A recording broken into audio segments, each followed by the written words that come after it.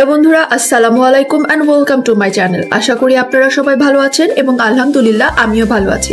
তো চলে আসলাম আরেকটা নতুন ভিডিও নিয়ে। আজকে আপনাদের সাথে একটা হেলদি সালাদ রেসিপি শেয়ার করব for your weight loss journey. এবং এই সালাডটি বানানোর জন্য আমি একটা ক্যারেট, একটা কিউকাম্বার এবং একটা অ্যাপেল ইউজ করতেছি। আপনারা চাইলে আর অন্য কোনো ফ্রুট সবজিও ইউজ করতে পারেন। যেহেতু এখন শীতকাল, তো আপনারা চাইলে এখানে বাঁধাকপিও ইউজ করতে পারেন।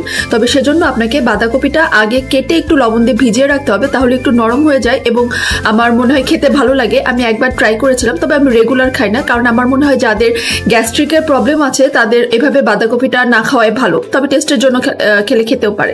সো ওকে, আমি এখানে একটা প্রথমে সালাদের জন্য গাজর, শসা আর অ্যাপেলটাকে ভালো করে স্লাইস করে নিব। এবং এটা আপনি প্রত্যেক দিন ডিনারে খেতে পারবেন। আই এম শিওর আপনার বোরিং লাগবে না।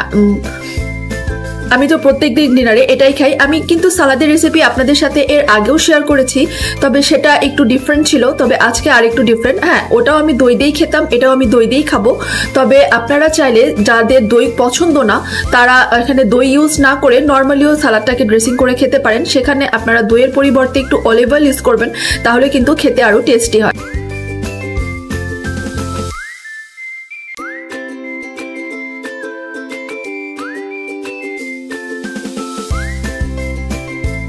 দই খুবই পছন্দ এবং আমার মনে হয় টক দইটা আপনার ওয়েট লসে অনেক হেল্প করে, কারণ আমি অনেক ভিডিওতেই দেখেছি। কারণ সেজন্যই আমি বলবো যে যদি আপনার টক দই খেতে ভালো লাগে, তাহলে আপনি অবশ্যই টক দই দিয়ে খাবেন।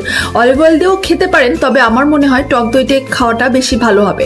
তবে মানে দইটা আপনার জন্য বেশি টক লাগলে তাহলে আপনি এখানে একটু হানি অ্যাড করে নিতে পারেন, বাট সুগার কিন্তু অবশ্যই অ্যাভয়েড করবেন। দেখা গেল যে আপনি ওয়েট লসের জন্য সালাদ খাচ্ছেন আর আপনি এখানে সুগার অ্যাড করে ফেলছেন। সো এই কাজটা কিন্তু ভুলেও করবেন না, কারণ আমি অনেককে এটাও করতে দেখেছি যে একটু সুইটেন হওয়ার জন্য এখানে সুগার অ্যাড করে। সো আপনি সুগারটাকে অ্যাভয়েড করে এখানে হানি অ্যাড করে নিতে পারেন, যেটা আপনার জন্য আরো হেল্পফুল হবে। তো চলেন তাহলে এখানে এখন আমরা সালাদের ড্রেসিংটা রেডি করে নিই। তো যেটা বললাম, আমি টক দই ইউজ করব এবং আমি সবসময় আড়ঙের টক দইটাই ইউজ করি। কেউ যদি ঘরে টক দই বানিয়ে নিতে পারেন সেটা তো আরো বেটার হয়। সো আমি পারি না, এজন্যই আমি এখানে আড়ঙের টক দইটাই সবসময় ইউজ করি। তো এখানে আমি খুব একটা টক দই আজকে নিচ্ছি না, একটু কম করেই নিচ্ছি। আপনি আপনার টেস্ট অনুযায়ী নিয়ে নেবেন, চাইলে একটু বেশিও নিতে পারেন, চাইলে আর একটু কমও নিতে পারেন। আর এখানে আমি এখানে একটু ব্ল্যাক পেপার ইউজ করব। আমি আগেই বলেছি যে আমি একটু ঝাল বেশি পছন্দ করি, তাই আমি একটু বেশি দিয়ে নিচ্ছি। আপনি এত বেশি পছন্দ না করলে আর একটু কম দিয়ে নেবেন। আর সাথে আমি ইউজ করব এখানে চাট মশলা, কারণ চাট মশলাটা দিলে না সালাদের টেস্টিংটা আরো বেশি মানে ভালো লাগে আমার কাছে।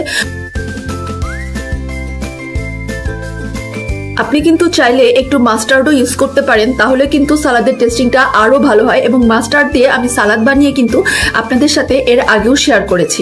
সো সেটা ইউজ করলে আরো বেশি ভালো। আর আমি এখানে একটু পিঙ্ক সল্ট ইউজ করতেছি। আমরা যারা ওয়েট লস করতে চাই তারা সবাই জানি যে পিঙ্ক সল্টটা ওয়েট লসের জন্য অনেক উপকারী। সো আমি এখানে একটু পিঙ্ক সল্ট ইউজ করতেছি। আর যেটা বললাম, আমি একটু সুইটেনের জন্য হানি ইউজ করব। তবে আমি সবসময় হানি ইউজ করি না, আমি নর্মালি খাই। তবে ইদানিং একটু হানি ইউজ করেই খাচ্ছি। তবে হ্যাঁ, বেশি হানি খেলে কিন্তু আপনার চুলও পড়তে পারে, যেহেতু অনেকেরই আছে যে ওয়েট লসের সময় কিন্তু অনেক বেশি হেয়ার ফল হয়, যেটা কিনা আমার খুব বেশি হয়।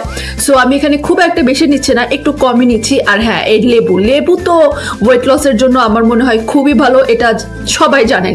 ওয়েট লস ছাড়াও ওয়েট লস যারা করতে চান না, সবার জন্যই আমার মনে হয় লেবু অনেক ভালো এবং সবকিছুর টেস্টকেই একটু এনহ্যান্স তো লেবু করে।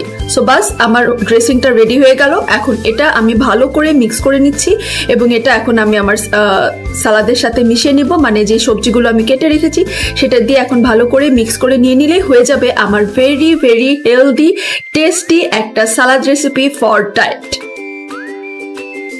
সো বন্ধুরা, আমার আজকের রেসিপিটা যদি আপনাদের ভালো লেগে থাকে, বিশেষ করে যারা ওয়েট লস করতে চান তাদের যদি ভালো লেগে থাকে, তাহলে একটা লাইক দিতে কিন্তু ভুলবেন না। যারা এখনো আমার চ্যানেলটি সাবস্ক্রাইব করেননি, প্লিজ আমার চ্যানেলটি সাবস্ক্রাইব করে আমার সাথেই থাকবেন। আমার পরিবারের জন্য দোয়া করবেন, নিজের পরিবারের খেয়াল রাখবেন। আল্লাহ হাফেজ। আর হ্যাঁ, কারা কারা এই সালাদ রেসিপিটি ট্রাই করলেন বা আরও যদি ভালো কোনো টেস্টি সালাদের রেসিপি আপনাদের কাছে থেকে থাকে, তাহলে আমার সাথে কিন্তু অবশ্যই শেয়ার করবেন এবং আমাকে কমেন্ট করে অবশ্যই জানাবেন। তো আজকের মতো এখানেই বিদায় নিচ্ছি। আশা করি আজকের রেসিপিটি আপনাদের সবারই ভালো লেগেছে।